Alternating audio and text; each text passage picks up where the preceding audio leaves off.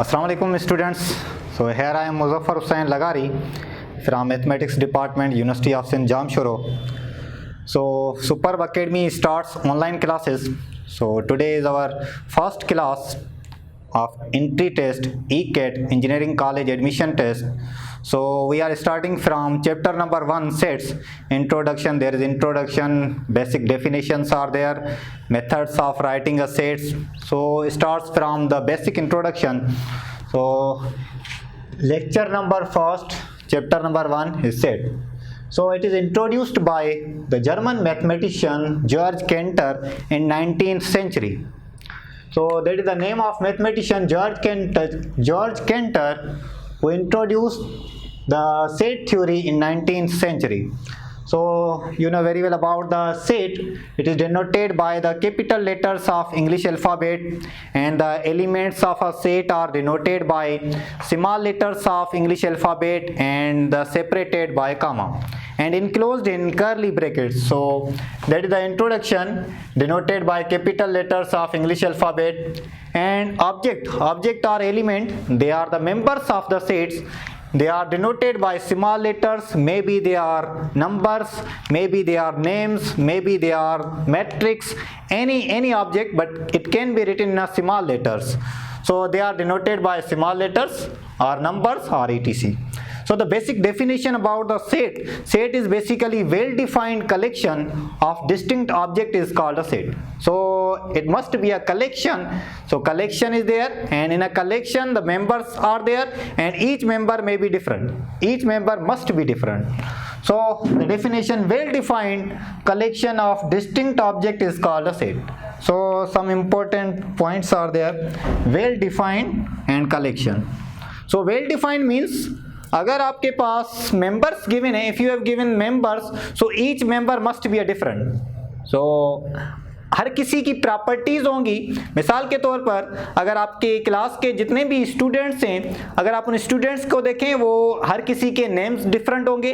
अगर किसी स्टूडेंट्स के नेम्स सेम हैं तो उनकी कास्ट डिफरेंट होगी. अगर कास्ट भी सेम है, किसी स्टूडेंट की नेम भी सेम है, तो प्रॉपर्टी एज के लिहाज से, किसी न किसी ऑब्जेक्ट के लिहाज से वो डिफरेंट होगा. सो मीन्स हर मेंबर क्या होना चाहिए, डिफरेंट होना चाहिए, और उनकी आइडेंटिटी सेम होनी चाहिए यूनिवर्सल के लिहाज से. मिसाल के तौर पर ऐसा नहीं कि एक स्टूडेंट्स कहे कि इसकी आइडेंटिटी फिला नाम है, दूसरा स्टूडेंट कहे इसकी आइडेंटिटी इस तरीके से नहीं है. तो मीन्स डिफरेंट ऑब्जेक्ट्स नहीं होने चाहिए, डिफरेंट व्यूज नहीं होने चाहिए. उन सबके व्यूज जो हैं वो यूनिवर्सल सेम होने चाहिए. मिसाल के तौर पर ऐसे कहते हैं कि वो कौन सा सेट्स हम डिस्कस करें जो वेल डिफाइंड नहीं हो. इस तरीके से कि हम कह सकते हैं कि जो set of good students in ECAT class, जो गुड स्टूडेंट्स हैं ECAT क्लास के, वो हर किसी के लिहाज से डिफरेंट होंगे. जैसे मेरे लिहाज से डिफरेंट होंगे, किसी और टीचर्स के लिहाज से डिफरेंट होंगे. मींस उनकी नेचर्स हर टीचर्स के लिहाज से डिफरेंट होगी. वो यूनिवर्सल ट्रूथ नहीं हुआ. तो जो आइडेंटिटी हो वो यूनिवर्सल होनी चाहिए. तो यहाँ पर कुछ एग्जांपल हैं, जैसे the set of colours of rainbow. So ये कलर्स ऑफ रेनबो देखें यूनिवर्सल है. हर किसी को पता है कि कलर्स ऑफ रेनबो कौन से होते हैं और कितने होते हैं. चाहे कौन सी लैंग्वेज में भी आप डिस्कस करें, कलर्स ऑफ रेनबो हमेशा सेम ही रहेंगे. And the second is the set of natural numbers. Everyone know about the set of natural numbers. They are starting from 1, 2, 3, 4 and so on. And it is also known as the set of counting numbers, because counting starts from 1, 2, 3 and so on. It is also called the set of positive integers. Further, the set of days of a week. So the days of a week is a well-defined set. And the set of cardinal numbers. So cardinal numbers are those numbers which show the quantity of a set. किसी set की quantity बताना कि उसकी quantity, उसकी elements की तादाद कितनी है. मिसाल के तौर पर अगर किसी सेट में 5 एलिमेंट्स हैं तो उसकी कार्डिनलिटी कितनी हुई, 5. जैसे नल सेट होता है, नल सेट ऐसा सेट है जिसमें कोई मेंबर नहीं है, तो उसकी कार्डिनलिटी क्या होगी, 0. तो नल सेट की कार्डिनलिटी क्या होगी, 0. अगर आप कोई सेट है इनफाइनाइट है, मींस उसके मेंबर्स अनकाउंटेबल हैं, अनलिमिटेड हैं, तो ऐसे सेट की कार्डिनलिटी क्या होगी, इन्फिनिटी होगी. Now further methods of writing a set, sets को लिखने के तरीके। तो बेसिकली सेट्स को लिखने के 3 तरीके हैं। नंबर फर्स्ट है डिस्क्रिप्टिव मेथड या स्टेटमेंट मेथड। डिस्क्रिप्टिव या स्टेटमेंट मेथड में क्या होता है कि जो आपको सेट डिफाइंड होता है वो स्टेटमेंट के लिहाज से डिफाइंड होता है, किसी न किसी लैंग्वेज में आपने डिफाइन कर दिया सेट को। जैसे हमने यहाँ पर जो एग्जांपल दिए थे, they all are descriptive form, the set of colours of rainbow, the set of natural numbers, the set of days of a week and the set of cardinal number। तो ये सारे स्टेटमेंट वाले format में हैं, तो इसको आप कहेंगे सेट ऑफ, ये the format is a descriptive form और statement form. And the second method is tabular method. Tabular method को दूसरा नाम हम लिसनिंग मेथड भी कहते हैं। It is also known as the roster method. Roster is the name of mathematician who introduce the tabular method, इसीलिए हम इसको रोस्टर मेथड भी कहते हैं। एक और नाम भी आता है ब्रैकेट मेथड, क्योंकि इसके जितने भी एलिमेंट्स हैं वो सारे के सारे हम लिसन करते हैं। मीन्स हम ऐसे कहें कि उसके हम सारे के सारे एलिमेंट्स काउंट करें तो काउंट कर सकते हैं। लाजमी नहीं है कि वो सेट जो हो वो फाइनाइट हो, वो इनफाइनाइट भी हो सकता है, पर उसके एलिमेंट्स हमें पता है कि उस सेट में कौन कौन से एलिमेंट्स होंगे, उसको हम काउंट करेंगे। हमें स्टार्टिंग पॉइंट पता नहीं है, डजेंट मैटर, फर्क नहीं पड़ता, पर आप काउंट कर पाएं, उसके एलिमेंट्स लिख पाएं। मिसाल के तौर पर अगर मैं यहां कहूं कि सेट ऑफ इंटीजर्स, अब देखिए आपको पता है कि सेट ऑफ इंटीजर्स की इनिशियल पॉइंट आपको पता नहीं होती कि वो कहां से स्टार्ट होते हैं, और उसकी फाइनल पॉइंट भी पता नहीं होती, पर आपको एक पैटर्न पता है कि सेट ऑफ इंटीजर्स का पैटर्न क्या होता है। Set of integers, 2 consecutive integers के बीच में डिफरेंस 1 होना चाहिए और वो कंटिन्यूअस हो, उसमें पॉजिटिव भी आएंगे, नेगेटिव भी आएंगे और 0 भी आएगा। किस तरीके से, जैसे ये 0 plus minus 1 plus minus 2 plus minus 3 and so on. Means आप अगर आप इसको सेपरेट करें तो ये स्टार्टिंग पॉइंट हमें पता ही नहीं, क्योंकि ये नेगेटिव की तरफ से आ रहे हैं और फिर ये आते फिर पॉजिटिव की तरफ जा रहे हैं। तो मीन्स इसके बीच में जो डिफरेंस है वो 1 का होना चाहिए और ये कंटिन्यूअस है। तो आपको पता है कि इसमें कौन से मेंबर्स हैं और ये लिसन कर सकते हैं आप। So that's why this one is known as roster method and the format is a roster method and the set is known as the set of integers. Sometimes it can be written in I, it is denoted by I, sometimes it is denoted by Z. So Z from Zelen, a name of mathematician, Zelen के name से Z उठाया गया। The second set is N, and that is equal to 1, 2, 3 and so on. Everyone know about the N is a set of natural numbers. So it starts from N. So natural numbers are counting numbers, क्योंकि counting starts कहाँ से होगी, जब आप count करेंगे किसी भी members को, किसी भी एलिमेंट्स को, so it starts from 1, 2, 3, 4 and 5 and so on in this way. तो कभी भी काउंटिंग 0 से स्टार्ट नहीं होती, so counting always starts from 1. So it is also called the set of natural numbers. And then a set A having the letters of English alphabet A, B, C and so on. So this is the set A having letters A, B, C. The set of integer is a infinite, क्योंकि इसकी आपको and point नहीं पता, ना ही initial ना ही and point. अब set of natural में आपको इनिशियल तो पता है पर इसकी फाइनल पॉइंट नहीं पता कि ये नेचुरल नंबर्स कहाँ तक जा रहे हैं, तो इसीलिए हम इसको कहते हैं that is also infinite set, क्योंकि ये अनकाउंटेबल हैं, इसके मेंबर्स एलिमेंट्स अनकाउंटेबल हैं, तो इसीलिए हम इसको इनफाइनाइट सेट भी कहेंगे। And the third one is a set A having the members A, B, C, the letters of English alphabet. So सबको पता है कि लेटर्स ऑफ इंग्लिश अल्फाबेट अगर आप काउंट करें ए, बी, सी तो ये काउंटेबल है, लास्ट इसमें Z होगा। तो इट मीन्स अगर जिस सेट के आप एलिमेंट सारे के सारे काउंट कर पाए तो वो फाइनाइट होगा। तो यहाँ पर जो सेट थर्ड दिया हुआ है ए, बी, सी और ये कंटिन्यू है, तो ये कंटिन्यू तो है पर इसकी हमें एंड पॉइंट पता है। So it is continue up to the end point. So the letters of the English alphabet are finite, क्योंकि 26 letters होंगे English alphabet के and they are countable and they are countable. And the next, the set builder method or scientific method. इस method में क्या होता है कि जितने भी आपके पास मेंबर्स हैं उन सारे मेंबर्स को आप एक वेरिएबल से रिप्रेजेंट करते हो, फिर वो चाहे वेरिएबल आप कोई सा भी ले सकते हो, x भी ले सकते हो, y भी ले सकते हो, z भी, कोई सा भी आप लेटर से रिप्रेजेंट करोगे। फिर वो वेरिएबल्स आप बताओगे कि वो जितने भी मेंबर्स हैं वो किस सेट से बिलोंग्स कर रहे हैं, आइदर वो बिलोंग्स कर रहे हैं नेचुरल नंबर से, आइदर वो बिलोंग्स कर रहे हैं सेट ऑफ इंटीजर से, किस सेट से वो एलिमेंट्स बिलोंग्स कर रहे हैं वो आप डिफाइन करोगे। फिर किसी न किसी एक प्रॉपर्टी के लिहाज से आप उस एलिमेंट्स को डिफाइन करोगे कि ये एलिमेंट कहां से लेकर कहां तक हैं, या कोई इक्वेशन से डिफाइन करोगे कि ये किस इक्वेशन को सोल्व करने से ये एलिमेंट्स हमें मिलते हैं। तो बेसिकली सेट बिल्डर मेथड में क्या होता है कि साइंटिफिक नोटेशंस यूज होती हैं जिससे रिप्रेजेंट किया जाता है सेट बिल्डर मेथड को। जिस तरीके से यहां पर कुछ एग्जांपल्स दिए हुए हैं। In this first example set A is equal to x such that is the notation of such that x belongs to natural numbers। तो ये सच डेट की सिंबल है, सारे के सारे मेंबर्स हमने x से रिप्रेजेंट कर दिए। अब ये जितने भी x के मेंबर्स हैं ये बिलोंग्स कर रहे हैं कौन से सेट से, सेट ऑफ नेचुरल नंबर से। तो मींस अब जितने भी एलिमेंट्स होंगे सेट के वो किससे बिलोंग्स कर रहे हैं, सेट ऑफ नेचुरल नंबर से। And that is the notation of and. x is less than और इक्वल टू 10 मींस सारे के सारे नेचुरल नंबर्स वो 10 या 10 से कम। अगर आप सारे के सारे नेचुरल नंबर्स 10 या 10 से कम बनाएं, तो अगर मैं यहां पर इसका टेबुलर फॉर्मेट बनाऊं, so the A set is equal to having the members they are less than 10 and natural numbers are always start from 1, so the elements are 1 2 3 4 and so on up to 10 तक। इसी तरीके से अगर आप second example देखें, x such that x belongs to integers, तो जितने भी मेंबर्स हैं ये सारे के सारे जो मेंबर्स हैं ये इंटीजर्स से बिलोंग्स करते हैं।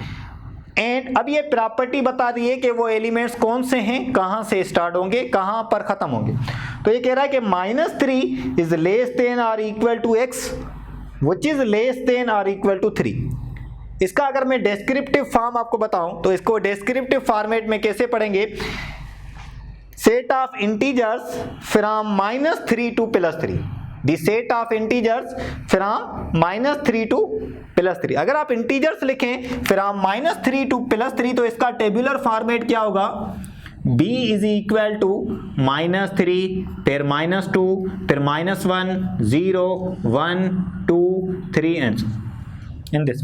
तो ये होगा set of integers from -3 to +3। and the last example C set x such that x belongs to natural number। सारे के सारे जो x के मेंबर हैं वो बिलोंग्स कर रहे हैं नेचुरल नंबर से। मींस जितने भी मेंबर आपने डिफाइन किए x में वो सारे के सारे नेचुरल नंबर्स होने चाहिए। आगे अब एक इक्वेशन कहता है कि 2x - 4 = 0। अब ये जो प्रॉपर्टी है, ये जो इक्वेशन दी गई है, इसमें से हमें मेंबर्स मिलेंगे कि वो कौन से मेंबर है नेचुरल नंबर। तो अगर आप इस इक्वेशन को सोल्व करें, अगर मैं यहां पर इस इक्वेशन को सोल्व करूं तो 2x - 4 = 0 है। तो अगर आप इसको सोल्व करेंगे 2x - 4 = 0, -4 को राइट साइड पर लेकर आएंगे तो +4 और 2 डिवाइड कर दें, means x is equal to 4 divided by 2। It mean the value of x is 2। अब x की वैल्यू हमारे पास क्या आ गई, 2। मींस वो जो नंबर्स हैं वो कौन से हैं, सिर्फ एक मेंबर मिला है एंड दैट इज 2। तो इस इक्वेशन में से एक ही मेंबर मिला, दैट इज 2। तो अगर इसका आप टेबुलर फॉर्मेट बनाएं तो it mean that the C is equal to a set having member 2, that is the tabular format. क्योंकि ये लीनियर इक्वेशन है, लीनियर इक्वेशन में से हमेशा एक रूट मिलेगा। हाँ, अगर क्वाड्रेटिक होती तो 2 रूट मिलते, पर हमें ये चेक करना पड़ता कि क्या वो दोनों रूट जो सेट डिफाइंड है उससे बिलोंग्स करते हैं या नहीं। अगर ये दोनों रूट इस सेट से बिलोंग्स नहीं करते तो हम कहते हैं कि इसका जो सॉल्यूशन सेट टेबुलर फॉर्मेट है that is null set. For example,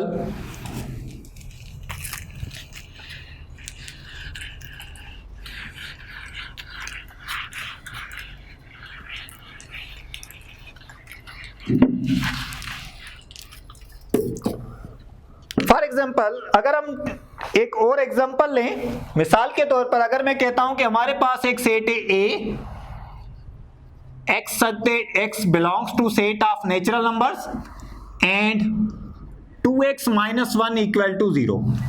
अब ये जो भी x के मेंबर्स हैं ये सारे के सारे नेचुरल नंबर्स के तो हैं, पर ये इस इक्वेशन को सेटिस्फाई करने चाहिए। अब देखते हैं कि वो कौन सा नेचुरल नंबर है जो इसमें से हमें मिलता है।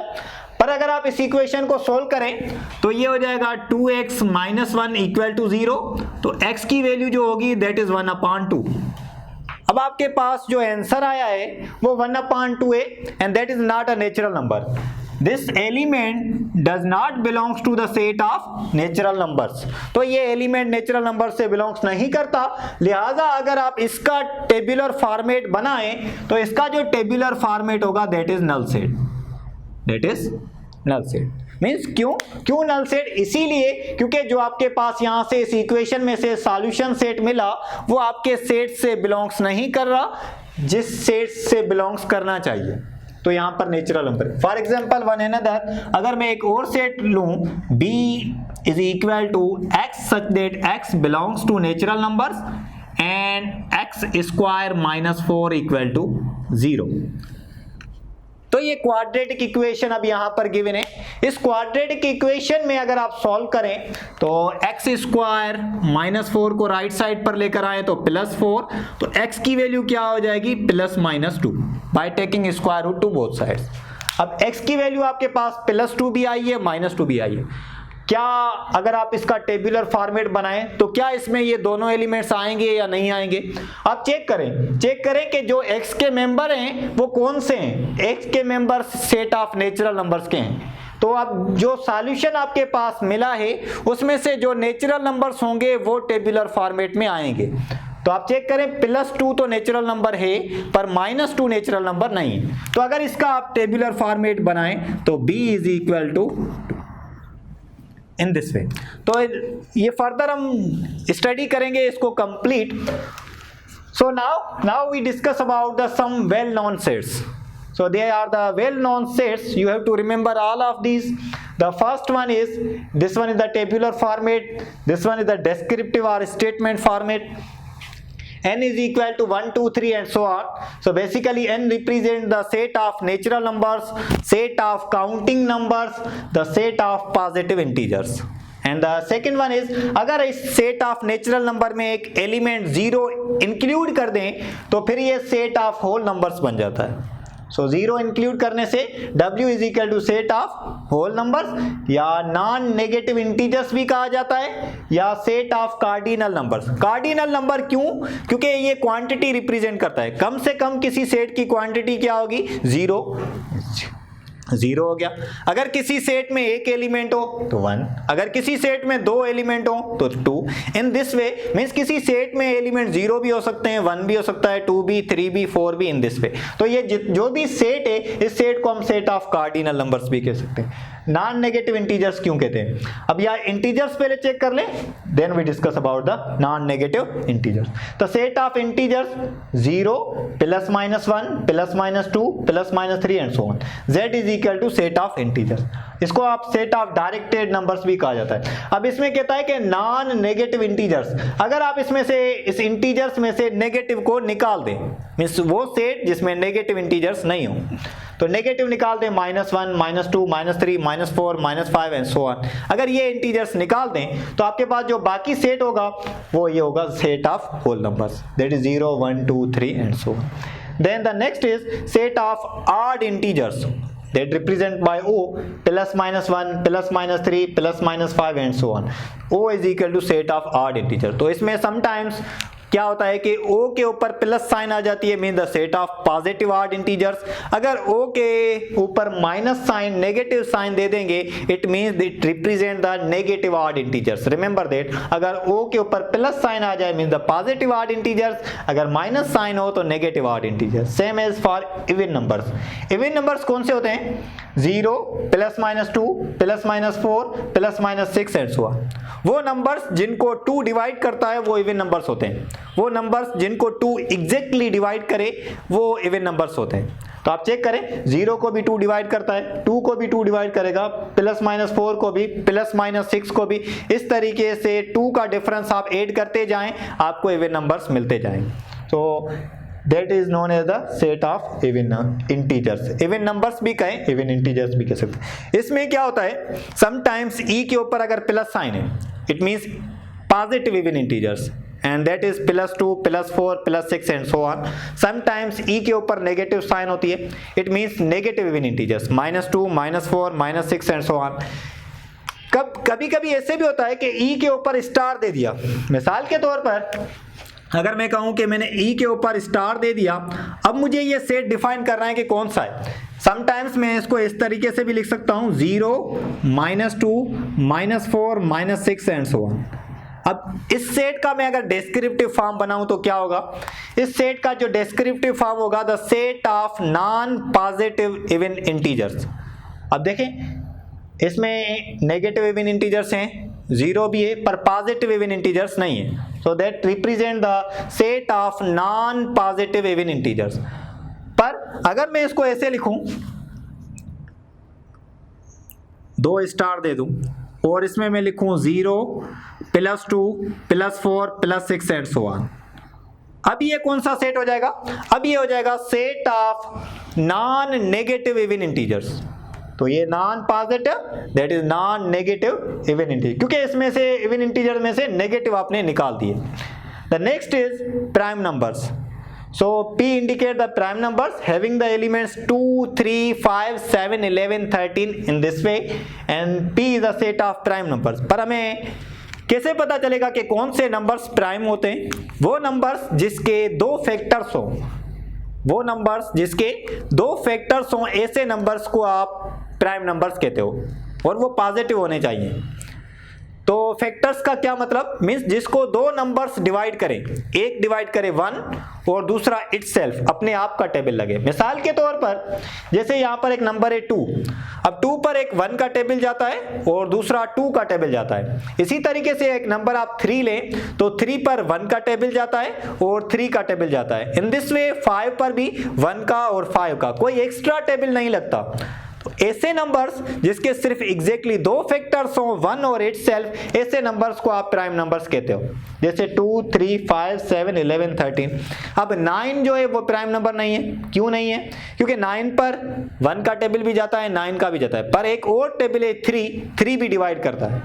तो हमने पढ़ा है कि प्राइम नंबर्स के कितने फैक्टर, प्राइम नंबर के 2 फैक्टर्स होने चाहिए, 1 और इटसेल्फ। अगर कोई दूसरा टेबल लगेगा तो वो प्राइम नंबर नहीं होगा। सो next is the C indicates the set of composite numbers, and the composite numbers are 4, 6, 8, 9, 10 and so on। तो composite numbers वो numbers होते हैं जिसके 2 से ज्यादा फैक्टर्स हो। इसका क्या मतलब है? इसका मतलब ये है कि अगर ऐसा नंबर जिसको 1 का टेबल लगे, अपने आप का टेबल भी लगे और भी टेबल लगे दूसरे, फिर चाहे वो 2 का हो चाहे वो 3 का हो, कोई और भी नंबर डिवाइड करे, मींस 2 से ज्यादा फैक्टर्स हों, ऐसे नंबर्स को आप कंपोजिट नंबर कहते हो। मिसाल के तौर पर जैसे एलिमेंट है 4, अब 4 पर 1 का टेबल भी जाता है, 4 का भी जाता है, 2 फैक्टर तो ये हो गए, पर एक और टेबल है 2 का टेबल भी जाता है, तो इसीलिए हम कहते हैं इसके 2 से ज्यादा फैक्टर्स है, तो that number is a composite number. इसी तरीके से 6 पर 1 और 6 का टेबल तो जाता है, पर 2 का टेबल भी लगेगा, 3 का टेबल भी लगेगा, ये एग्जैक्टली डिवाइड करेंगे, तो 6 is a composite number. In this वे जो नंबर्स जिसके 2 से ज्यादा फैक्टर्स हो उसको कंपोजिट नंबर कहा जाता है। एक नोट पॉइंट है बेटा,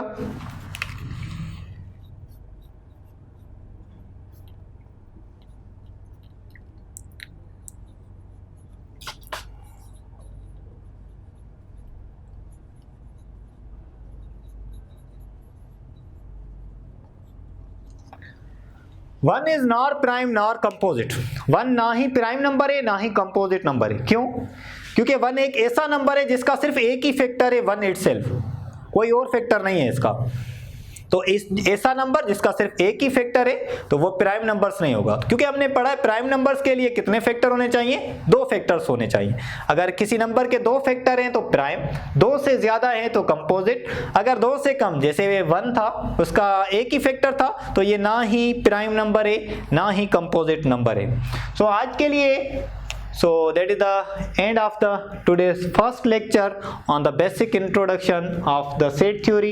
Inshallah we discuss in next class the set builder method in detail form.